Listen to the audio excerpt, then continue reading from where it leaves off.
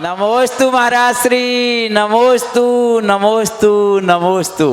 चलते हैं आज पुनः उन महान वीतराग मुद्रा के धारी पूज्य निरोग सागर जी महाराज के चरणों में बैठकर अपने आत्म कल्याण की कुछ बातें समझते हैं और अपना मोक्ष मार्ग प्रशस्त करने का कार्य करते हैं। मंदिर हमारे में आ जाइयो टीले वाले बाबा, मंदिर हमारे में आ जाइयो टीले वाले बाबा, टीले वाले बाबा हो टीले वाले बाबा, मंदिर हमारे में आ जाइयो टीले वाले बाबा। बोलो चाननपुर वाले बाबा की, कुंडलपुर वाले बाबा की।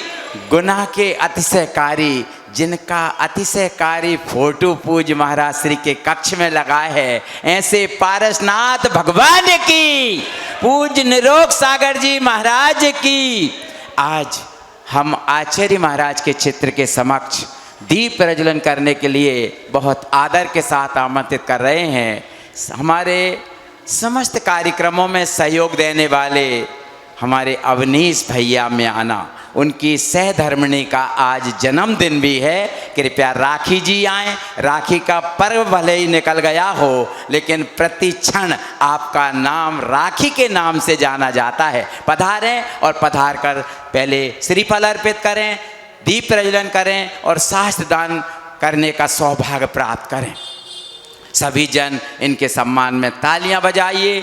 हमेशा गुरु चरणों में समर्पित रहने वाला परिवार है और 16 कारण के 16 व्रत और 10 लक्षण के पर्व के 10 व्रत कर कर के भी महान पुण्य लाभ अर्जित करती हैं। इनके सम्मान में तालियां। और भी किसी की भावना बन रही हो कि आज के परम पावन दिवस पर शास्त्र दान करने का वह सौभाग्य प्राप्त करना चाहते हों, तो कृपया अतिशीघ्र पधारें। और बाहर के अतिथि विदिशा से, इंदौर से एवं सिरपुर से आए हुए हैं, कृपया वे भी पधारें और पधार कर शास्त्र दान करने का सौभाग्य प्राप्त करें। गुरुदेव कृपा करके हमको अपना लेना, हम शरण पड़े तुमरी चरणों में जगह देना।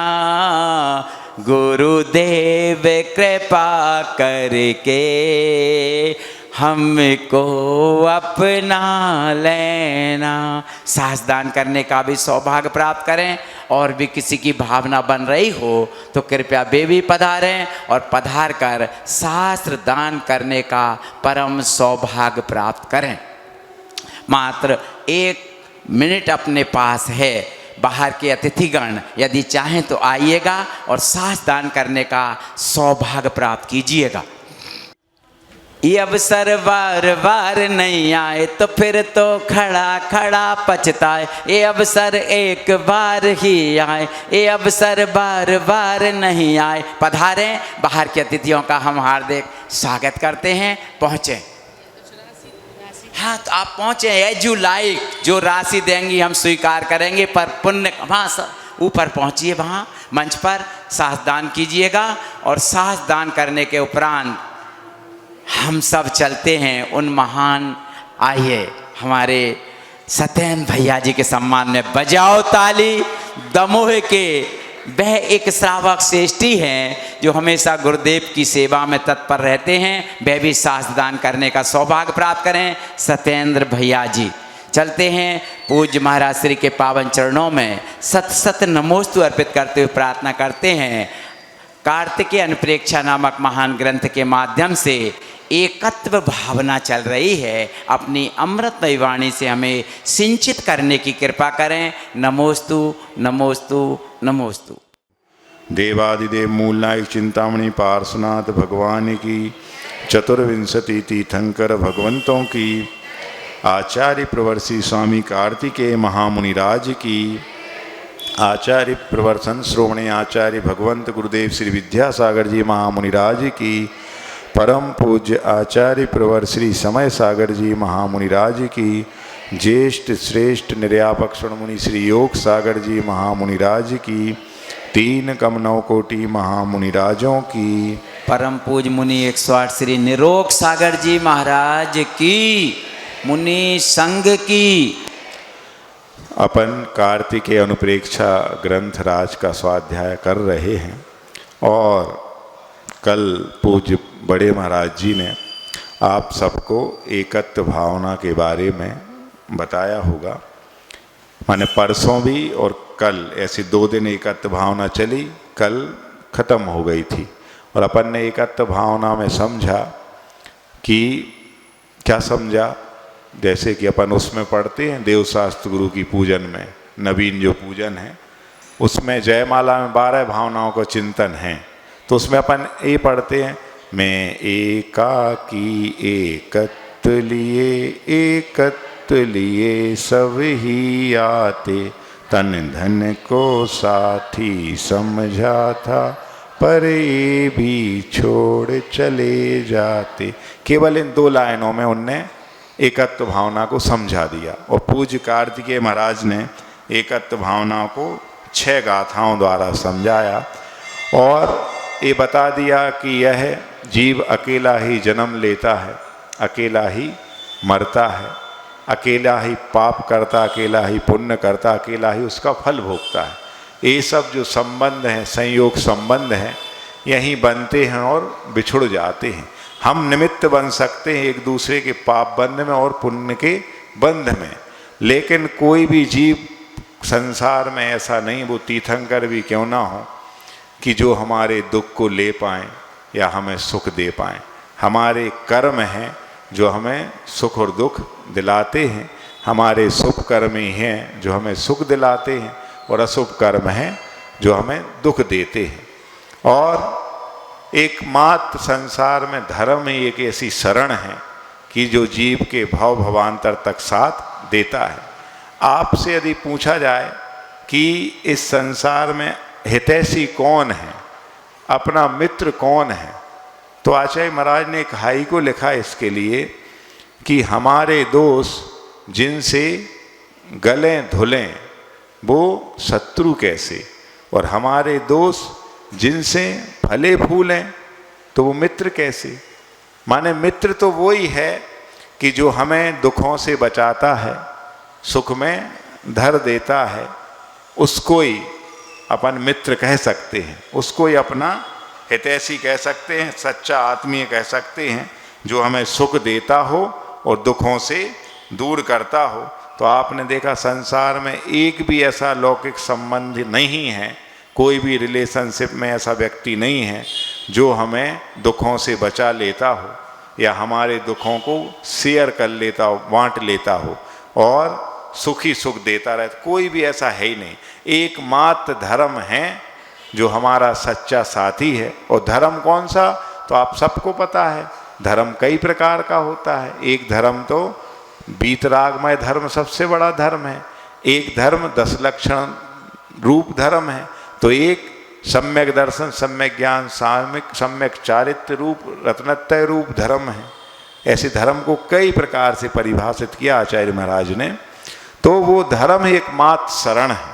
ऐसे अशरण भावना में भी अपन ने पढ़ा था, और जब एकत्व भावना का अपन ने सार निकाला तो यही निकाला कि अकेले आए थे अकेले ही जाएंगे। एकमात्र धर्म है जो हमारा साथी बन सकता है इस भाव में भी, और भाव भवांतर में भी वह धर्म ही सच्चा साथी बना लेगा जो। तो इस भाव से अपन भवातीत हो सकते हैं, हम भी सिद्ध बन सकते हैं। अपन ने कल पढ़ लिया। आज अब बारी है उसके बाद कितनी भावनाएं हो गई टोटल अभी तक अपनी? 4 हो गई। पहली अपन ने पढ़ी थी कौन सी? अनित्या अध्रुव भावना। दूसरी पढ़ी थी असरण भावना, और तीसरी पढ़ी थी कौन सी? संसार भावना। और कल खत्म हुई कौन सी? एकत्व भावना। अब बारी है अन्यत्व भावना कहो या भिन्न भावना कहो। मतलब इस संसार में जितना भी जो कुछ दिखाई दे रहा है वो सब भिन्न है। मेरा शरीर भी क्यों ना हो, ये आत्मा से जुदा है। आत्मा अलग है, शरीर अलग है। ये जो प्रतीति होती है, ये जो अनुभूति होती है, ये जो चिंतन चलता है, उसको बोलते हैं अन्यत्व भावना। और उसके लिए भी दो लाइनें क्या आई उसी पूजन में, क्या आई थी? मेरे ना हुए मैं इनसे अति भिन्न अखंड, निराला हूँ निज में पर से अन्यत्व लिए, निज समरस पीने वाला हूँ।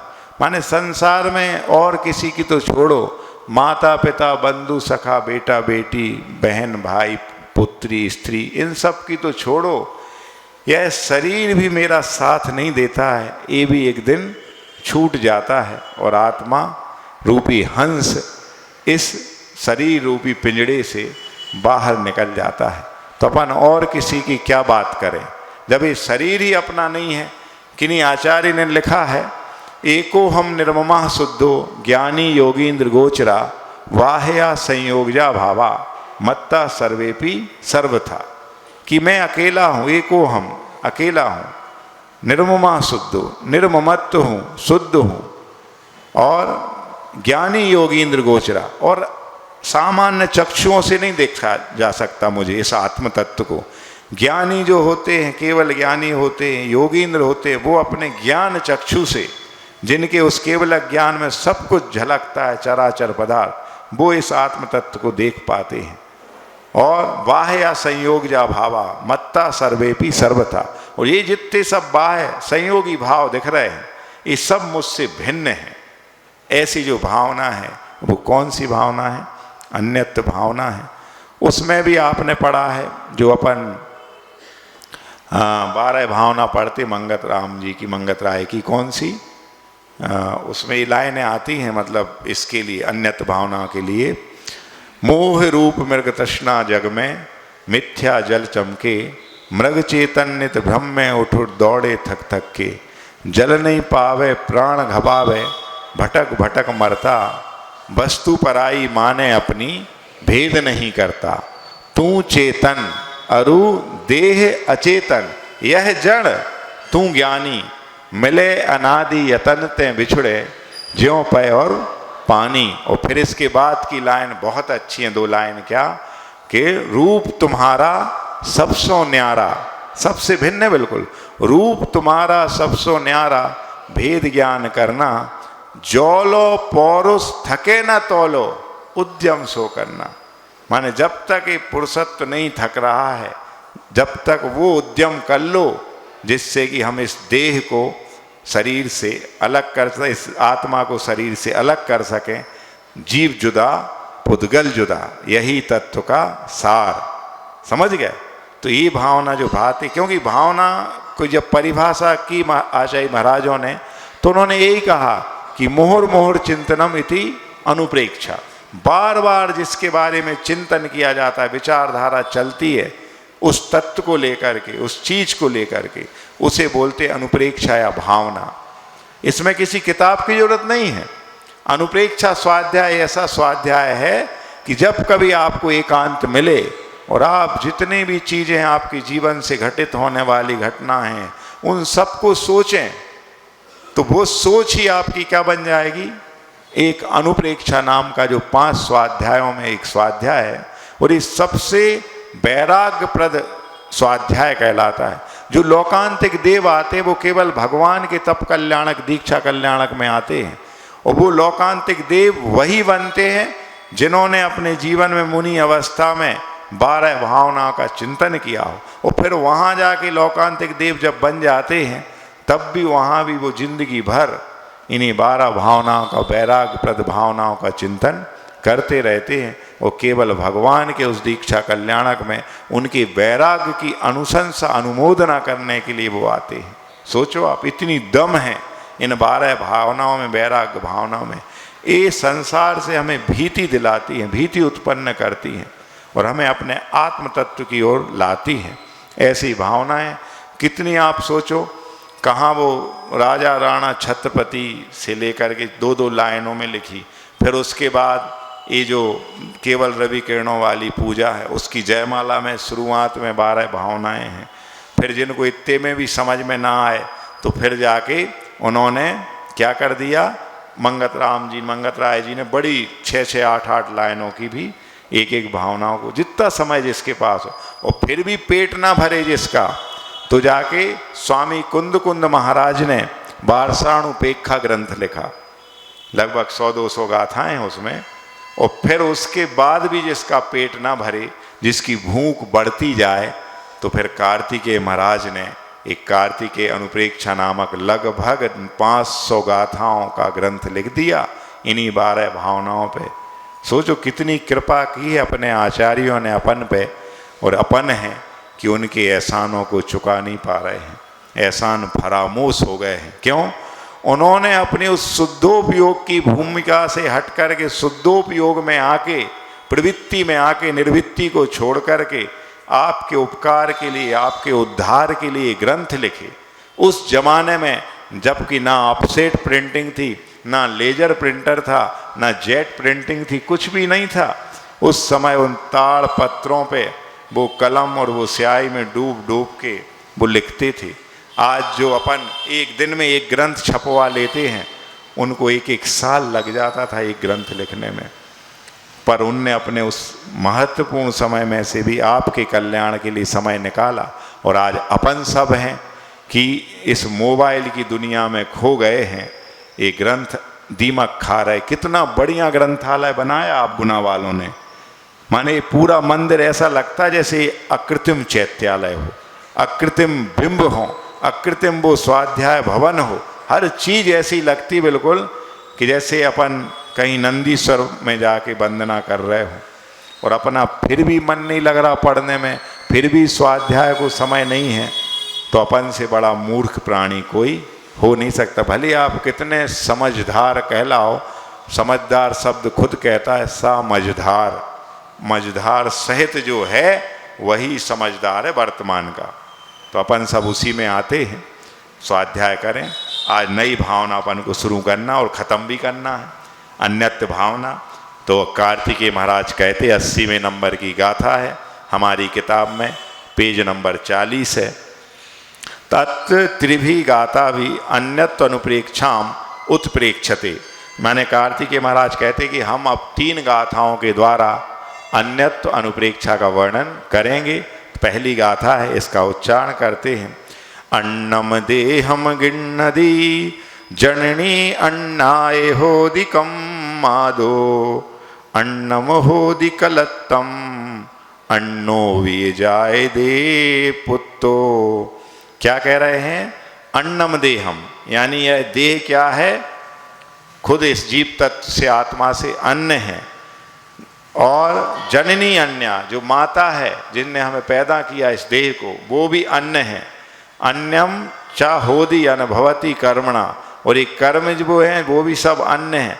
अन्नम होदी कलत्तम, कलत यानी होती स्त्री, पत्नी, वो भी अन्न है। और अन्नो विये जायदे पुत्तो, और पुत्र भी जो अपन से उत्पन्न हुआ है वो भी क्या है? अन्न है, अपन से भिन्न है। तो इस गाथा का अर्थ क्या बताया कि अपने उपार्जित कर्म से ही यह जीव भिन्न शरीर को ग्रहण करता है। माता भी उससे भिन्न होती है, पत्नी भी उससे भिन्न होती है, और पुत्र भी भिन्न ही पैदा होता है। ऐसा इस गाथा का उन्होंने अर्थ बताया। अब इसके बाद इसकी टीका है। अन्नम भिन्नम देहम शरीरम गृह्णाति अंगीकरोति जीवा इति अद्यहार्यहम। मतलब यह देह जो है, शरीर है, वह इस जीव से अन्न ही है, इसको अन्न ही ग्रहण करना चाहिए। जननी सवित्र माता अन्या च भिन्ना च भवती, और हमारी माता जो है, जिनसे अपन उत्पन्न हुए हैं, वो भी अन्य भिन्न होती है। कुता, किस प्रकार से?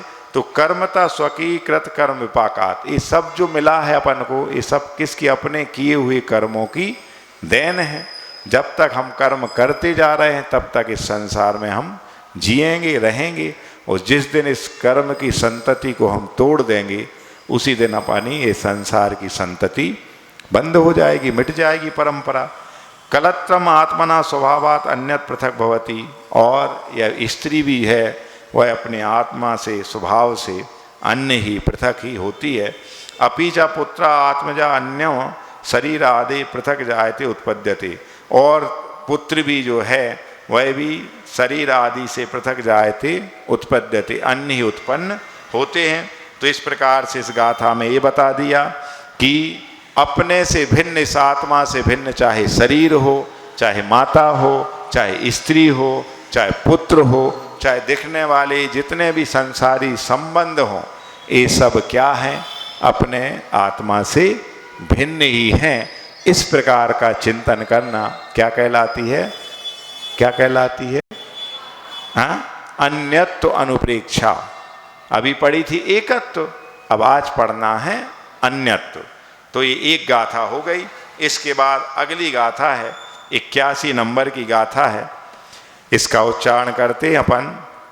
एवं वाहिर्दव्वम जानदिरुवादु अपणो भिन्नम जानन्तु विहु जीवो तत्थे विहि रच्यते मूढ़ो। इसमें क्या कह रहे हैं?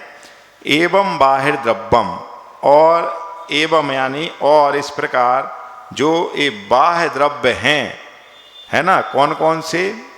तो रूपादु अपणु भिन्नम, ये रूप से आत्मना से भिन्न है। और जानन्तु विहु जीवो, और जानन अपि जीवा खलु जीवा तत्रे भी रज्यति मूढ़ा।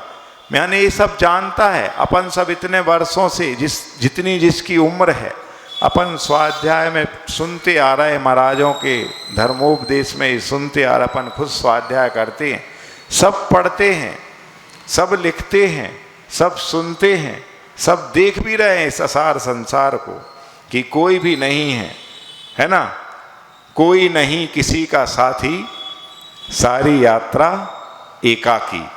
समझ गए? सब जानते हैं। हर दिन किसी ना किसी का मरण होता है, वो बैराग के क्षण अपने आप में उत्पन्न होते हैं। हर किसी को अपन देखते, इतनी घनघोर बीमारी हो गई, लाख कोशिश करने पर उसको नहीं बचा पा रहे डॉक्टर्स, कितना भी पैसा है, सब है। जब उसको तड़पता हुआ देखते ही, मरते हुए देखते, तब जाके अपन को बैराग उत्पन्न होता है। लेकिन वो बैराग स्थायी ना होके क्षणिक होता है, फिर ज्यों के त्यों हो जाते। सब कुछ जानते, पहचानते, मानते हुए भी हम अंदर से वो नहीं ला पा रहे, इसलिए क्या कहला रहा है? मूढ़। इनने कह दिया रच्य दे मूढ़ो, फिर भी उसी में रच पच रहे हैं। इसलिए हमसे बड़ा महामूर्ख कौन होगा? कौन कह रहा है ऐसा? हम नहीं कह रहे, आचार्य कार्तिकेय महाराज कह रहे हैं कि यह जीव जो है, मतलब क्या करता है? शरीर, माता, स्त्री, पुत्र की तरह हाथी, घोड़ा, रथ, धन, मकान, ये सब बाह्य द्रव्यों को अपने आत्मा से भिन्न जानता है, किंतु भिन्न जानते हुए भी यह मूर्ख प्राणी इन्हीं सब से राग करता है।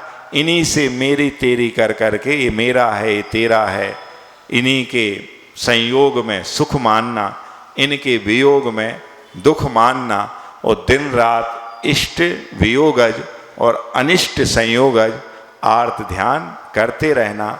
और आप सब ने तत्वार सूत्र में पढ़ा है, परे मोक्ष हेतु, माने बाद के जो ध्यान हैं दो, कौन से?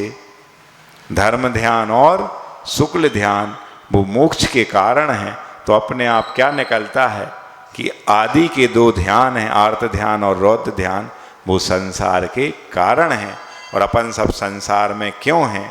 क्योंकि अपन यही दो ध्यान तो अनादिकाल से करते आ रहे हैं, आर्त ध्यान और रौद्र ध्यान। और ये दोनों भी चार चार प्रकार के हैं, ये अपन एक आध बार बता चुका हूँ मैं, महाराज जी ने बताया होगा। तो इन सब से बचना है तो अपन को इन अनुप्रेक्षाओं का चिंतन करना पड़ेगा, बार बार इसकी ओर लौटना पड़ेगा। तो इन आर्त ध्यान से, रौद्र ध्यान से बच करके, शुक्ल ध्यान अभी है नहीं इस कली काल में, धर्म ध्यान ही अपन कर सकते। जैसे अभी अपन सब क्या कर रहे हैं? धर्म ध्यान कर रहे हैं। अभी कर्मों की निर्जरा हो रही है, पुण्य का आश्रव हो रहा है, समझ गए? और मोक्ष की यात्रा बढ़ रही है धीरे धीरे। तो अब इसकी टीका पढ़ते अपन 81 नंबर की। एवं शरीर जननी कलत पुत्रादिवत बाह्य द्रव्यम गज तुरग रथ द्रव्य ग्रह आदि का आत्मना स्वरूपात चिद्रूपस्य स्वभावात भिन्नम पृथक जानाति वेत्ति। मतलब जिस प्रकार से अपन ने पिछली गाथा में शरीर को, स्त्री को, पुत्र को, इन सब को क्या माना? भिन्न माना। इसी प्रकार इनसे भी अन्य जो पदार्थ हैं, जो कि चेतन भी हैं और अचेतन भी है। ऐसे कौन? गज यानी हाथी, तुरग यानी घोड़ा, और रथ, और इतने जितने भी द्रव्य आदि ये पदार्थ, द्रव्य यानी अष्ट द्रव्य नहीं, द्रव्य यानी पदार्थ जितने भी संसार में दिखाई दे, वो सब पदार्थ क्या हैं? आत्मना अपने स्वरूप से, इस चिद्रूप रूप से, स्वभाव से भिन्न अलग जानाति वेत्ति यानी जानता हुआ यह जीव फिर क्या करता? हु स्फुटम भिन्नम जानन अपि मूढ़ो जीवा, जान भिन्न जानता हुआ भी मूढ़ जीव यानी अज्ञानी जीव, अज्ञानी प्राणी तत्रैव उनमें ही बाह्य द्रव्यों में पुत्र मित्र कलत्र धन धान्यादौ रज्यति रागम गच्छति, इन सब में, पुत्र में, मित्र में, स्त्री में, धन आदि बाह्य द्रव्यों में क्या है? रचता है, पचता है और राग करता रहता है। जिनसे संबंध बिगड़ जाते हैं तो उनसे द्वेष करता है, और यह राग द्वेष और मोह की प्रणाली ही संसार को बढ़ाने वाली है, और वह संसार को दिन रात बढ़ाता रहता है। कौन प्राणी की बात चल रही? कोई भिन्न प्राणी जो इस दूर देश में वास करता होगा, अपन उन सब के बारे में चर्चा कर रहे हैं। अपन जैसे तो ज्ञानी संसार में कहीं है ही नहीं, बिरले मिलेंगे ऐसे, है ना। दूसरों की बातें चल रही ये सब, अरे अपनी चल रही भैया। अपन सब संसारी हैं, अभी संसार से परे थोड़ी हुई हैं अभी। बस इतना जरूर है कि संसार से परे होने का मार्ग जान लिया है कि जब भी हम सीझेंगे तब भी इस मार्ग से जाकर ही सीझेंगे, सिद्ध होंगे, और दूसरा कोई मार्ग ना था, ना है, ना कभी होगा। समझ में आ रही ना बात? इतनी सरल भाषा में सोचो, कार्तिकेय महाराज की कितनी अनुकंपा है, अपन सब पे कृपा है कि उनने इतनी सरल सरल उदाहरण देखे, इतने कठिन गूढ़ रहस्यों को भी खोल दिया है। तो ये समझ में आ रहा ना आपको? हिंदी तो समझ में आती ना, अच्छी बात। अब इसके बाद अपन पुनः अगली गाथा, अंतिम गाथा, फिर अगली गाथा आएगी अगली भावना की। देखो कितनी बढ़िया, 3 गाथाओं में ही अन्यत्र भावना होने जा रही है। 82वें नंबर की गाथा का उच्चारण अपन करते हैं। जो जानी ऊण देहम जीव सरोवादु तच्च दो भिन्नम अपाणम पिय सेवदी कज्ज करम तस्य अन्नतम। क्या कह रहे हैं? जो जानी ऊण यानी यह ज्ञात्वा, जो यह जान करके देहम जीव स्वरूपादु यानी देह को और जीव के स्वरूप को तत्वता भिन्नम तत्व रूप से भिन्न जान लेता है, अपाणम पी सेवदी और अपनी आत्मा की वह सेवा करने लगता है, कार्यक्रम तस् अन्यत्वम, उसकी ही ये अन्यत्व भावना का चिंतन सार्थक है। जो इस देह जुदा पुद्गल जुदा ये जान लेता है और जानने के बाद उसमें आगे बढ़ जाता है, दिन रात इसी के चिंतन में लगा रहता है कि यह देह से जुदा कैसे होगा, ये सब दिखने वाला ये संसार सब मिथ्या है, और अपने कर्तव्य निभाता रहेगा। ये नहीं कि फिर वो निकम्मा होके बैठ जाए, काम सब करते रहेंगे लेकिन किसी में रमेंगे नहीं, बसेंगे नहीं, और इस देह से अलग होने की जो पुरुषार्थ है, प्रयास है, जो लो पौरुष थके ना तोलो उद्यम सोचना, वह उद्यम करता रहता है। तो ऐसा वह जीव, आगे देखिए इसकी टीका, तस्य जीवस्य अन्यत्वम अन्यत्व अनुप्रेक्षा चिंतनम कार्यक्रम मोक्ष पर्यंत साध्य साधकम तस्य कस्य या सेवते भजते कम आत्मानं शुद्ध चिद्रूपम किम कृत्वा ज्ञात्वा परिज्ञाय कम देहम शरीरम जीव स्वरूपात आत्मस्वरूपात तत्वता परमार्था भिन्नम पृथक। मतलब क्या करता है वह जीव? शरीर आदि से आत्मा के भिन्न चिंतन को करता रहता है और जानता रहता है कि यह शरीर अलग है और आत्मा अलग है, आत्मा का स्वरूप अलग है, स्वभाव अलग है, देह का स्वरूप अलग है। देह का स्वरूप क्या है? यह जितने भी शरीर हैं, औदारिक शरीर की या पुद्गल की विशेषता ही बताई, जो गलते सड़ते रहते हैं, बनते हैं, निर्जीर्ण होते रहते, वो क्या कहलाते हैं? पुद्गल। और ये सब औदारिक शरीर आदि क्या है? पौद्गलिक शरीर है। तो ये जन्मते हैं, मरते हैं। जन्म मरण किसका होता है? इस पुद्गल का होता है। और जब उन्होंने बयान आयु क्षयणम मरणम यानी आयु का क्षय हो जाना, ही क्या कहलाता है? मरण हो जाता और नई आयु प्राप्त हो जाए।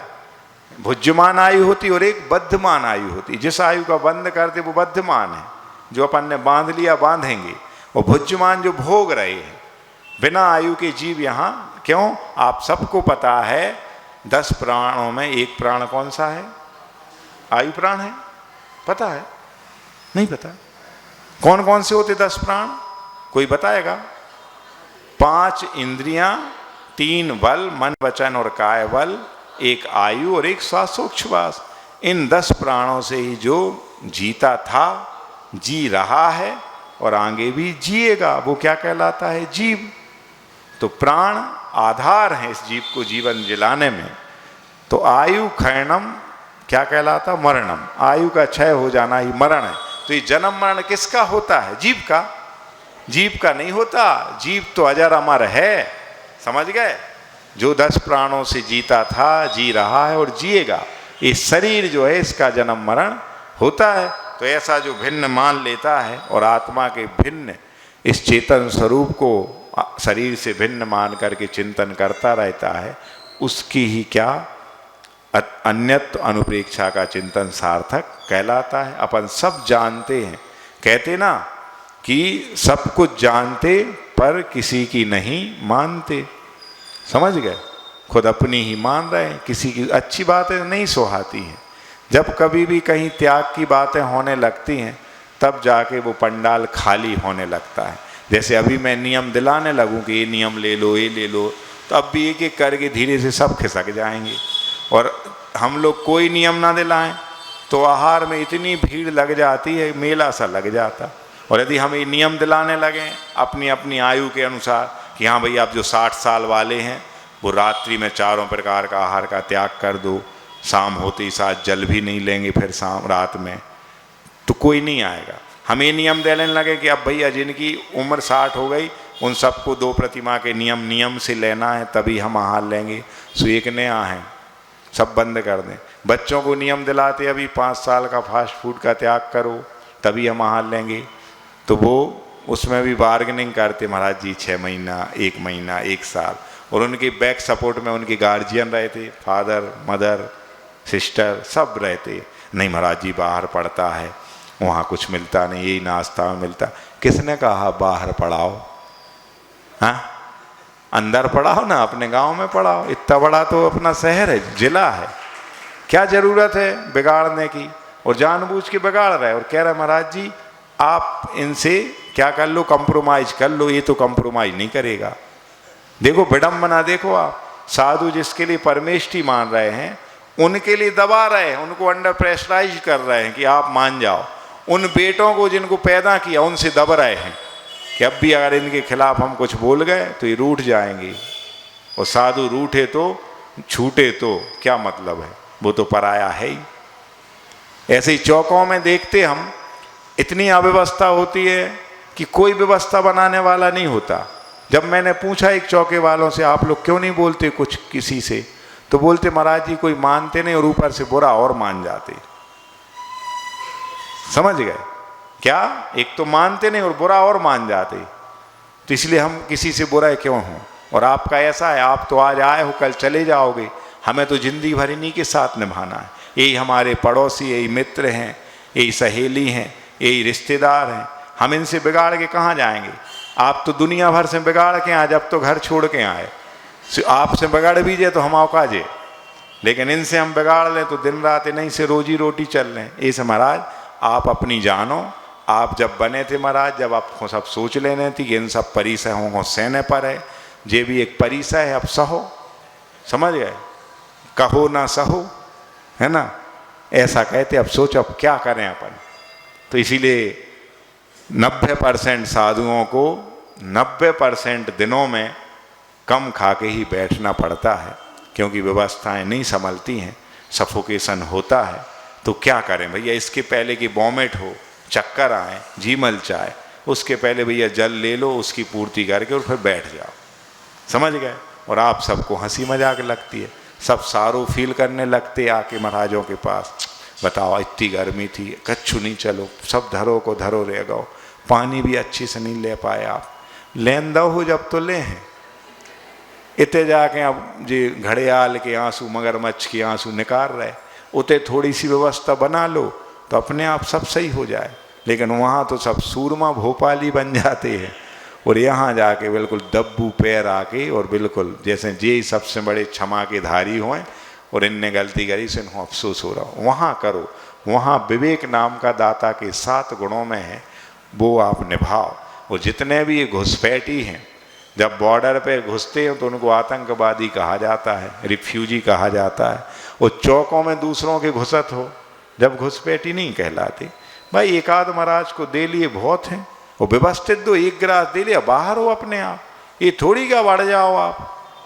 वो जितने भी वृद्ध लोग हैं, हम मना नहीं करते हाल लेने को किसी, लेकिन शुरू से फ्रंट पे पहली बॉल से नहीं, आप ओपनर बैट्समैन नहीं बनो, थोड़े पीछे रहो। फिर जब आधे से हार हो जाए उस बीच में आके 1-2 गिलास दे के फिर पीछे हो जाओ।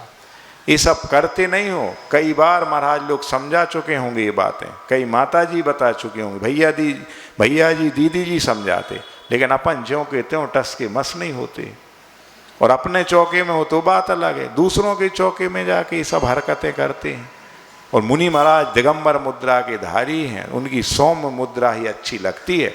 वो एग्रेसिव फॉर्म में आए, वो क्रोध जनित अवस्था में वो आंखें दिखाएं, भ्रुकुटियाँ चढ़ाएं, समझ गए, तो वो शोभायमान नहीं होते। और आजकल वैसे ये कैमरा वगैरह चलते हैं, कैसी कौन सी पोज आ जाए, वीडियो बन जाए, तो ये सब आप लोग संभालो भैया। और यदि इतना अच्छा आपको लगता है कि सामूहिक भोज कराएं, पूरे समाज को हम आहार दिलाएं, तो भैया इतने बड़े बड़े हाल बनवाओ। बाथरूम तो सबके बनन लगे 15 बाई 20 के, वो किचन हो गए 8 बाई 6 के। तो वे किचन अच्छे बनवाओ ताकि किच न होवे उनमें। तो आप 500 नहीं 5 लाख लोगों से दिलाओ, सबसे ले लेंगे, पर व्यवस्थाएं होना चाहिए। आप लोग से कह रहे हैं, हम अपने आहार के लिए नहीं कह रहे, सब मुनिराजों के, सब महाराजों के आहार की व्यवस्था अच्छी होना चाहिए। और एक को दे लिया बहुत है, अब क्यों आप सबको देने की होड़ लगा रहे हो। और अपना चौका लगाओ ना, अच्छी नौदा भक्ति से पड़ेगा, पूरे देना। फिर समझ रहे ना बातें। तो ये अन्यत्य भावना हो गई है ना, 5वां अधिकार पूरा हुआ। आज अपन शुरू करते हैं असुचि भावना को, जो कौन से नंबर की भावना है? हाँ, 6वें नंबर की भावना है। तो अथ गाथा षट्केन असुचित्व अनुप्रेक्षाम सूचयति। अब 6 गाथाओं के द्वारा इस असुचि भावनाओं को अपन पढ़ेंगे। तो इसके पहले नंबर की गाथा 83 नंबर की अपन उच्चारण करते हैं। सयल कुहियाण पिंडम किमिकुल कलियम औबदुगंधम मलमुत्ताण गेहम देहम जाने असुयमयम। यानी क्या कह रहे हैं वो? सयल कुहियाण पिंडम, यानी सकल कुचितानाम पिंडम, जितने भी दुर्गंधित और बुरे पदार्थ, अपवित्र पदार्थ हैं, इन सब का यह पिंड है। कौन? यह शरीर। और किमि कुल कलियम औबदुगंधम, और कैसा है इसमें? कृमि यानी इल्ली आदि हैं, इनके कुल समूह। कलित कलितम अपूर्वम दुर्गंधम, और कैसा है? इन सब जितने भी कीड़े हैं, चाहे वो माने लट हों, चाहे पिपील हों, चाहे जू हों, जितने भी जो जितने प्रकार के, सबसे खतरनाक जीव तो कौन सी हो? तो निगोदिया। और एक भी शरीर ऐसा नहीं है जिसमें अनंत निगोद जीवों का वास ना हो। निगोद वो कलंकला पृथ्वी में रहते नीचे सप्तम नरक के, वो तो परमानेंट स्थान है उनका। लेकिन हर शरीर में निगोदिया जीव होते हैं। और जब आपने देखा है कि जब योग निरोध करते हैं तीर्थंकर भगवान, केवली भगवान, तो उनके शरीर से अनंत गुणे, असंख्यात गुणे क्रम से निगोदिया जीव निष्कासित होते रहते हैं। और जब संपूर्ण देह संपूर्ण निगोदिया जीवों से रहित हो जाती है, तो उनका वही शरीर औदारिक से क्या हो जाता है? परम औदारिक शरीर हो जाता है। समझ गए? तो जब तक वह औदारिक शरीर है तब तक तो ये निगोदिया जीव हैं, क्रमी हैं, सब हैं। मलमूत्राणाम चा गेहम देहम जानी, असुचि में हम। और यह समस्त बुरी वस्तुओं का समूह है। इसके उदर में ये सब जीव भरे हुए हैं, मल और मूत्र भरा हुआ इसका घर है, अत्यंत दुर्गंधमय है। इससे बड़ा असुचि का, अशुद्धता का स्थान कोई और नहीं है।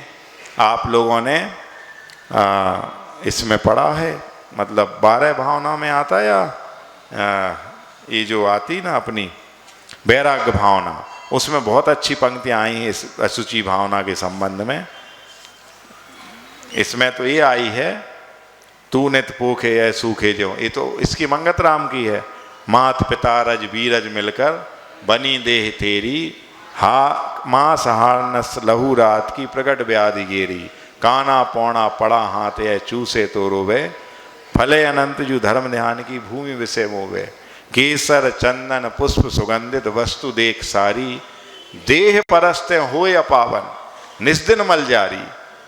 सोचो आप, कितना भी बड़ा से बड़ा माने शुद्ध वो सैंडल वुड ऑयल क्यों ना ले आओ, जो 1.25 लाख रुपए का 1 लीटर आता है चंदन का तेल, वो भी लगाओगे तो कितने 4 घंटे 6 घंटे, 1 दिन 2 दिन, उसके बाद भी यह देह इतना महान है कि उस चंदन को भी अपने रूप में ढाल लेता, ये कभी किसी और रूप में नहीं ढलता, ये सब पदार्थों को अपने में मिला लेता और उन सब सुगंधित पदार्थों को भी दुर्गंधित बना देता। कितना महान है यह शरीर, कितने भी बड़े डीओ लगवा लो, स्प्रे लगवा लो, सब बेकार हो जाते हैं, मिट्टी में मिल जाते सब।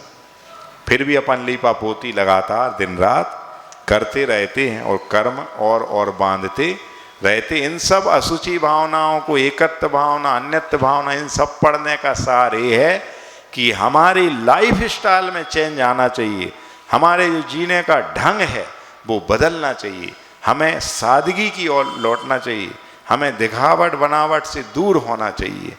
समझ गए? उसी बनावट के चक्कर में हम अपने जीवन को खो रहे हैं। यदि हम अपने सच्चे स्वरूप को पाना चाहते हैं तो सादा जीवन, उच्च विचार, ये अपन को फार्मूला अपनाना पड़ेगा।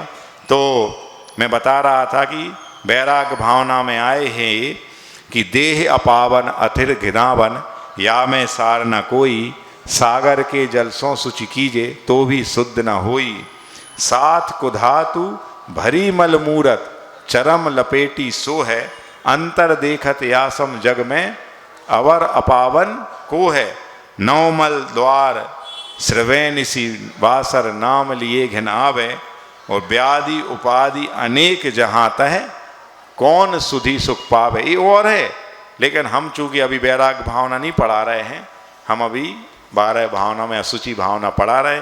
तो इस भावना का क्या अर्थ निकला कि इस शरीर को अपवित्र पदार्थों से बना हुआ मानो, क्योंकि यह शरीर समस्त बुरी वस्तुओं से मिलकर बना है। उदर में उत्पन्न होने वाले 2 इंद्रिय लट, जूं तथा निगोदिया जीवों के समूह से भरा हुआ है, अत्यंत दुर्गंधमय है और मल और मूत्र का घर है। ऐसा इनने शॉर्ट में बताया। अब इसकी टीका इतनी बड़ी है, हो जाएगी, अभी अपने पास 7 मिनट हैं, पढ़ने की कोशिश करते हैं। पूरा बता रहा है एक एक से। देखो आचार्यों की कृपा, देखो आप कि ये आपका मेडिकल साइंस आपको उतना नहीं बता पाएगा।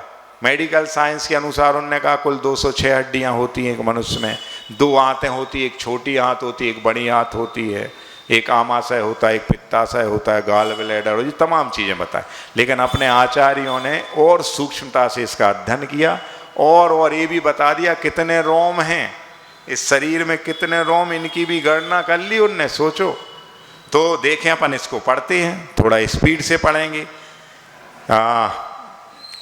जानी ही त्वम हे भव्य प्रति ही कम देहम शरीरम, किम भूतम अशुचिमयम अपवित्र द्रव्य निष्पादितम कीदृक्षम, सकल कुथितानाम पिंडम समस्त कुत्सितानाम द्रव्याणाम निचयम पुनः कीदृशम, कृमिकुल कलितम कृमया जठर रज द्विंद्रिय जीवा, जंतवा यूकादया निगोदादया तेषां कुलानि वृंदानि तै कलितम युक्तम, अतीव दुर्गंधम मलमूत्राणाम गृहम मला विष्टा आदया मूत्राणि प्रसवादया तेषां गृहम स्थानम। माने ये जो अभी अर्थ बताया था ना, अभी जो पढ़ा इसके पहले, कि यह समस्त दुर्गंधित पदार्थों से मिलकर बना हुआ शरीर है, मल और मूत्र का घर है, अत्यंत दुर्गंधमय है, इससे बुरा और कोई स्थान नहीं। ये इसने इनने बता दिया। अथ भगवती आराधनायाम शरीरस्य निष्पादिकम प्रोक्तम च तद यथा। भगवती आराधना एक ग्रंथ है जो कि 4 प्रकार की आराधनाएं होती हैं साधु के जीवन में। सम्यक दर्शन, सम्यक ज्ञान, सम्यक चारित्र और सम्यक तप रूपी आराधना होती है। और जो संलेखना मरण आदि के लिए जो ग्रंथ बताया है वो भगवती आराधना शिवारी आचार्य के द्वारा लिखा हुआ, शिवकोटि महाराज के द्वारा। तो उसमें वो डिटेल से आया, उनने कार्तिकेय महाराज ने उसी से रेफरेंस लिया है इसमें। तो क्या कहते हैं वो, तो वो कहते हैं कि कलिलम, माने उनने ये बता दिया कि यह जो है गर्भ जब धारण होता है तो कैसे वो पूरे 9 माह की यात्रा होती है, कैसे माता का रज और पिता का वीर मिलकर के वो गर्भ बनता है, ये सब बताया। कलिलम 10 मतलब गर्भ में 10 दिन तक वह वीर कलल अवस्था में रहता है माता के गर्भ में। कलुष 10, फिर कलिल कहलाता है गले हुए तांबे और चांदी को परस्पर मिलाने से जो अवस्था होती काली काली सी, वो कहलाता है कलल। फिर उसके बाद वैसी अवस्था में यह माता की रज और वीर पिता के वीर के मिलने से होती अवस्था, तो 10 दिन तक वो कलल अवस्था में रहता। फिर कलुष, फिर उसके पश्चात 10 दिन तक वह काला हो जाता है। फिर स्थिरत्तम 10, फिर उसके पश्चात 10 दिन तक स्थिर रहता है। फिर पृथक दशाहेन बुद्धोदित अथ घना तदनु तथा पलपेश्या क्रमेण मासेन पुलक मतः, माने इस प्रकार प्रथम मास में रज और वीर के मिलने से 3 अवस्थाएं हो जाती हैं। कौन कौन सी? कलल, कलुष और स्थिर। दूसरे मास में वह क्या होता है, ये आगे कह रहे हैं, क्या कह रहा है, चर्म नख रोम सिद्धि स्याद अंगोपांग सिद्धिश्च स्पंदनम अष्टमासम अष्टम मासे 9वें 10वें अथ निस्सरण, माने पूरा 10 मास तक बता दिया।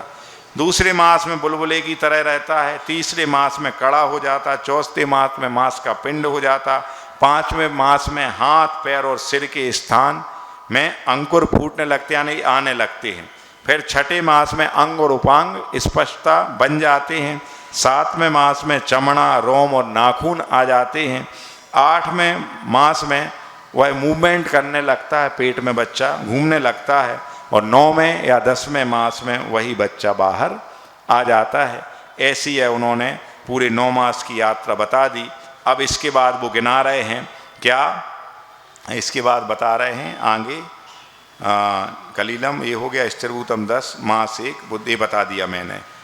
फिर आगे अपन पढ़ते हैं चलनम मास, हाँ शरीरस अवयव अवयानाम आचष्टे, मतलब अब शरीर के जो अवयव क्या क्या है इस शरीर में, 30 अस्थीनी 300 हड्डियां हैं। अपनी साइंस क्या मानती, कुल 206 हड्डियां, 104 माने कितनी 94 भूल गए, 300 होती हैं। तानी सर्वाणी मज्जा धातु विभृतानी, मतलब यह सब काय से मिलकर बनी होती हैं हड्डियां, मज्जा नाम की धातु से मिलकर बनी होती हैं। और फिर क्या कह रहे हैं आगे, तावंती संध्या, उतनी जितनी हड्डियां हैं उतनी संधियां हैं 300। स्नायु नाम 900, स्नायु कितने हैं 900 हैं। सिराणाम 700, सिराएं 700 हैं। 500 मांसपेशियां 500 मांसपेशियां हैं। 4 सिरा जालानी, सिराओं के जाल बड़े बड़े 4 हैं।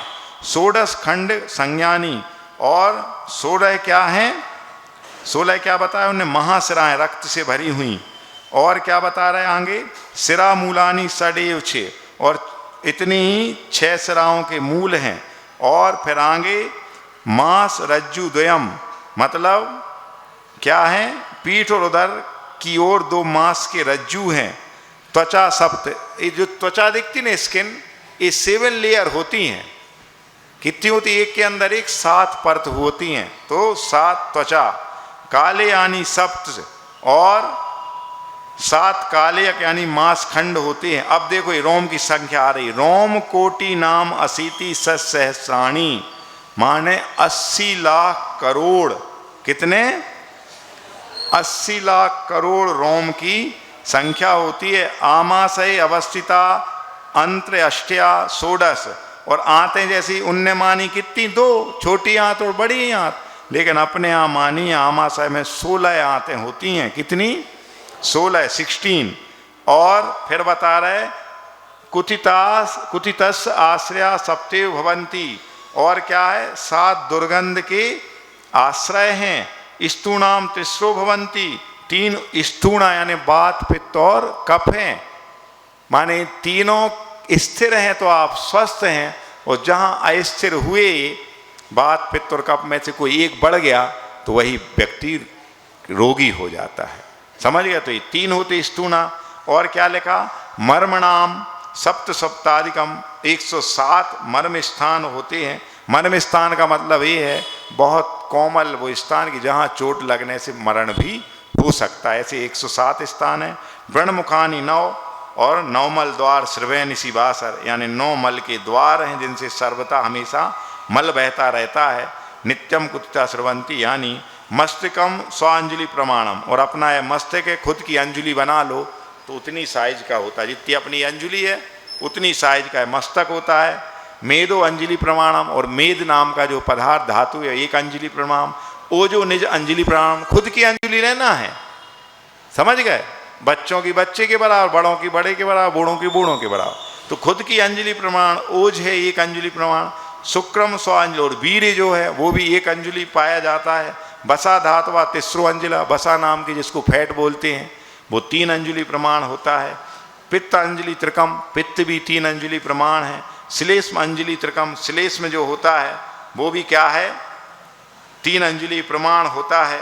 और इसके बाद रुधिरम शेर 8 शेर रुधिर होता। शेर लगभग 1 किलो का होता। शेर चलता था ना पहले, शेर है, कुरैया है, ये सब चलते थे, तो 1 किलो मान लो 1 शेर। तो ऐसा रुधिर 8 शेर प्रमाण होता है। मूत्रम शेरम 16 शेर प्रमाण मूत्र इस शरीर में। विष्टा शेरम 24, और 24 शेर विष्टा पाई जाती है। जब कहते ना उनका तो मल खिसक गया, अब माने भी बचे ने। एक कहावत है कि दलबद्ध राजा और मलबद्ध योगी, यदि दल सहित सेना सहित राजा है तो उसकी हार नहीं हो सकती। इसी पर मलबद्ध योगी, जब तक मल नहीं खिसका, समाधि चल रही है, तब तक वह साधक मरेगा नहीं। जब मल खिसक जाता है, काला काला मल निकलने लगता, समझ लो अब इसका मरण निकट है। तो ऐसा 24 शेर मल, नख 20 नख तो सबने देखे नाखून, दंता 32, अधिकतम 32 दांत होते, जरूरी नहीं सबके हों, 28 भी रहते, 27 जितने भी। और कृमि कीट निगोद आदि भी भृतम इदम शरीरम, और कीड़े मकोड़े कृमि लट निगोदिया जीवों से भरा होता है। रसा 1, श्रक 2, मांस 3, मेद 4, अस्थि 5, मज्जा 6, शुक्र 7, धातु ऐसी सप्त धातु भी निष्पन्नम। कौन सी 7 धातु गिना दी उनने? रस, रुधिर, मांस, मेद, हड्डी, मज्जा और वीर। इन 7 धातुओं से मिलकर बना हुआ यह शरीर है, जो कैसा है?